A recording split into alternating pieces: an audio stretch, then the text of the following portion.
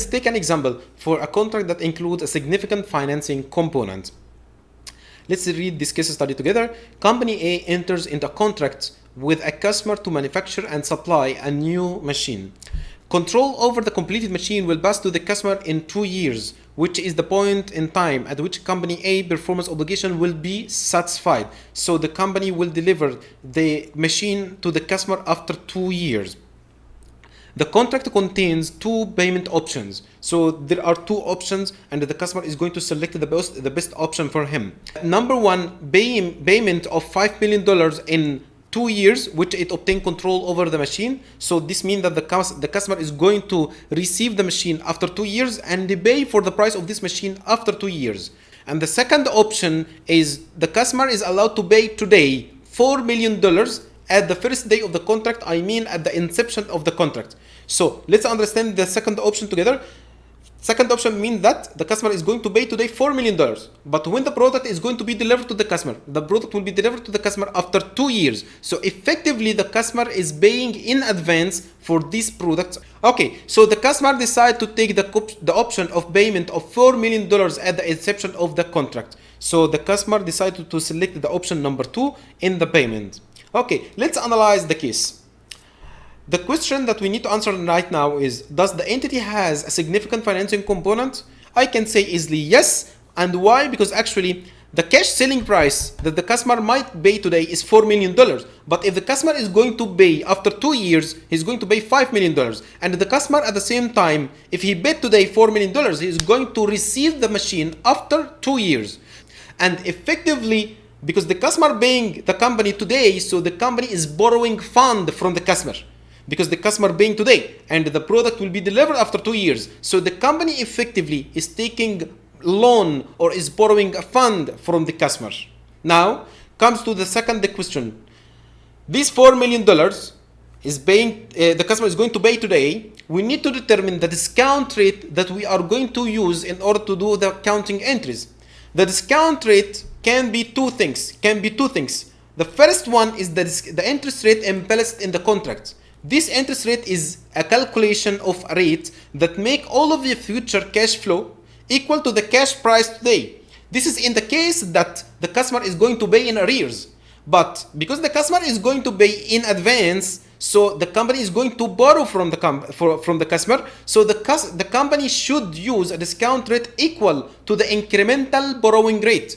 So the company can say that, okay, if I'm going to the bank and they get a new loan, so the bank is giving me the loan on 4%, 5%, for example. So this will be incremental borrowing rate. So this will be used in a contract where the customer is going to pay in advance. And in this case, the company determined the incremental borrowing rate to be 6%. And this is the rate that I'm going to use to do all of the accounting entries in this case. Okay.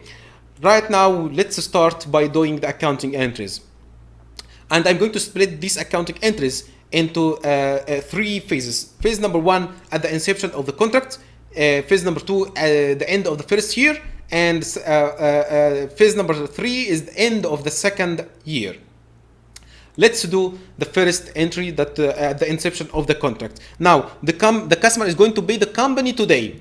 Okay, so the customer is going to pay cash. So the company should recognize cash received. So this cash that the company is going to receive from the customer, how much is it? The customer is going to pay $4 million. So this will be the cash that the customer is going to pay. And at the same time, the company received cash for something the company didn't deliver yet.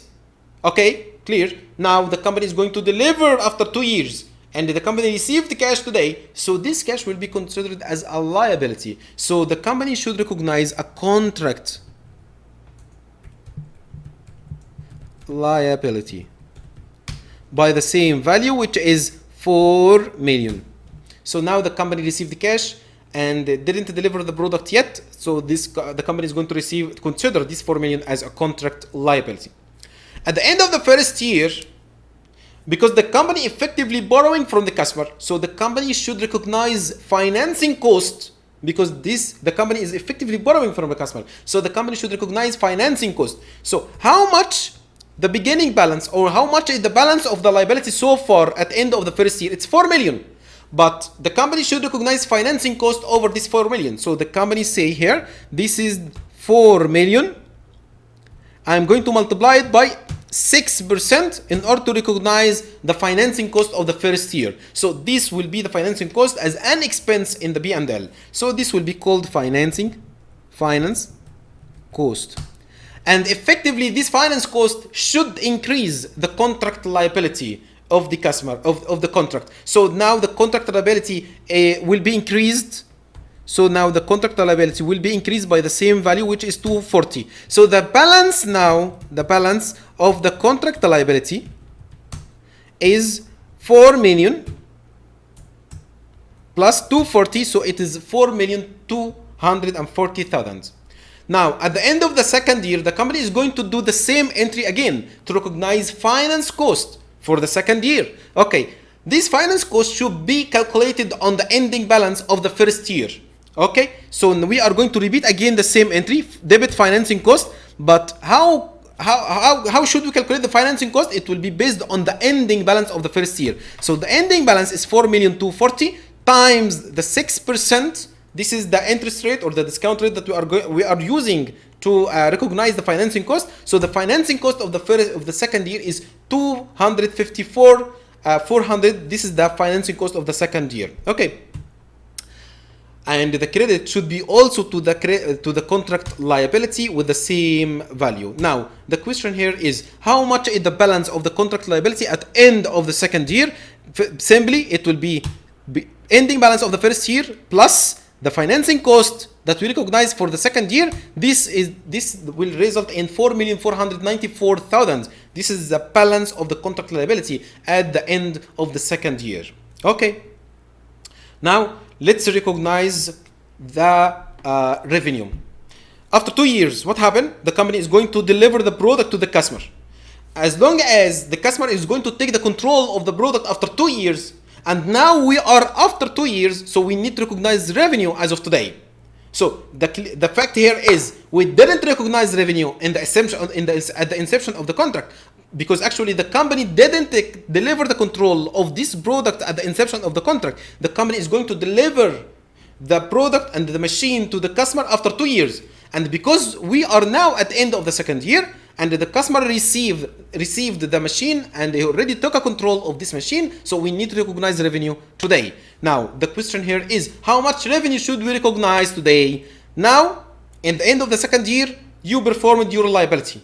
You performed your obligation. You delivered the machine to the customer. So the credit, the debit that you have is to debit the contract liability. The contract liability at the end of the second year is 4,494,000. So now you did your performance obligation, you delivered the machine to the customer, so you need to close this contract liability. Contract liability was a credit in the balance sheet. In order to close it, so you are going to make it as a debit, and you are going to say debit by the full amount as end of the second year. And now here we need to recognize revenue, and revenue will be with the same value of the contract liability. So this is the accounting treatment if the customer is going to pay you in advance today.